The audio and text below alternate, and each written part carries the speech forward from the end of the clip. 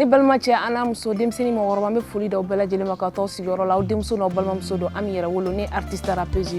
bana dɔ bolo no sisan n'a kelen don ka diɲɛ bɛ wuli ka jɔ a sen kan mɔgɔw k'ale ma ko coronavirus bana min don fura jɔnjɔn ma sɔrɔ a la fɔlɔ mais laɲini dɔw kelen don an fɛ ko n'an y'o laɲini ninnu sabati a ka ca Ala fɛ an bɛ kisi bana in tɔɔrɔ ma o laɲini fɔlɔ ye min ye i ni mɔgɔ k'aw bɛ kuma la walima a tigi b'i kɛrɛfɛ i b'i jilaja 1,50 m mètre kelen ani tila hakɛ i b'o dɔn i n'a tigila mɔgɔ ni ɲɔgɔn cɛ filanan o ye mun ye i n'a fɔ an bɛ to ka bisu ni accolade ninnu di ɲɔgɔn ma ni bana in kan ka o jɔ parce que bisu di ni accolade di o bɛ se ka kɛ sababu ye ka bana in jate